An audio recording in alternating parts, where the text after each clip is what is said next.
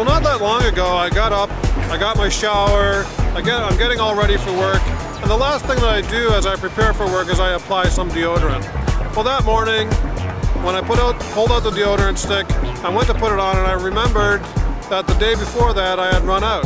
So that day I had to get on my clothes and go to work without any deodorant.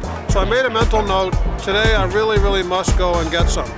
Well, that day ran into a couple of days. And finally 2 or 3 days came and went, and then my dear wife, my lovely wife, my wife who is so caring and so compassionate and so patient, finally said to me, Dion, don't come home today unless you buy deodorant, you're starting to stink.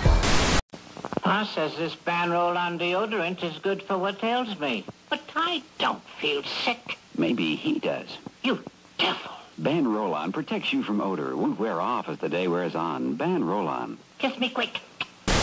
So that day, knowing full well that if I didn't get deodorant, then I might as well not go home, I finally carved out an hour out of my day and I walked to the store to buy some deodorant.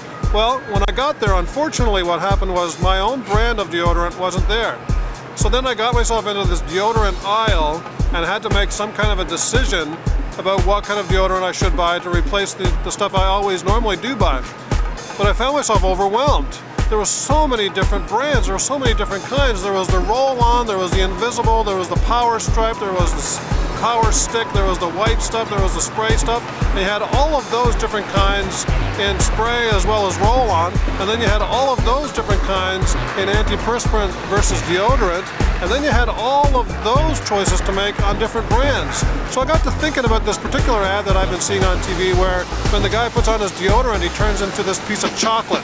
Remember that one? And as he walks through town, all these beautiful women all over town start running after him, and they start taking bites out of him. I thought, maybe I should try some of that, but of course I couldn't remember the name of it. When a cold chill begins to burn at your very soul, that's the sweet touch of love.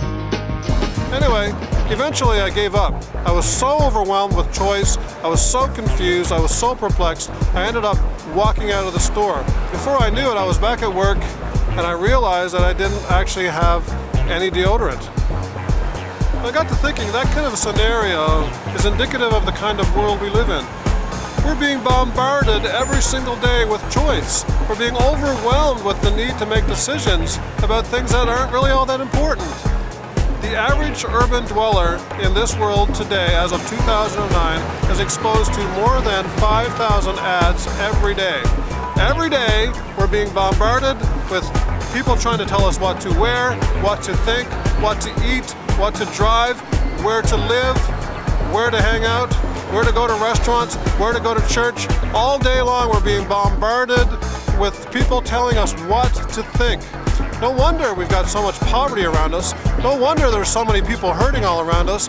We've got so much to consider. We're being told so much. We're being asked to think so much about things that aren't important.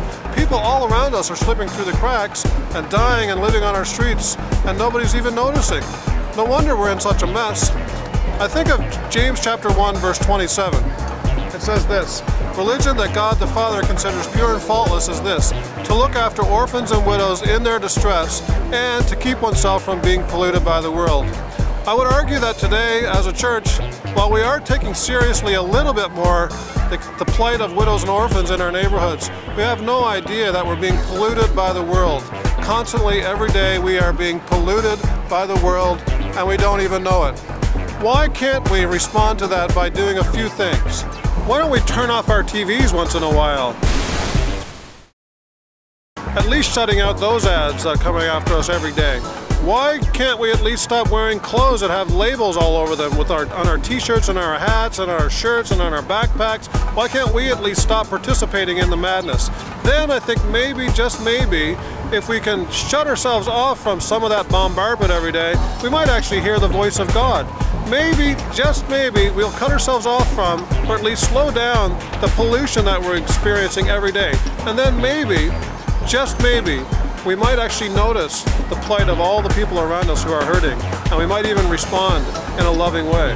Let's let that be our legacy.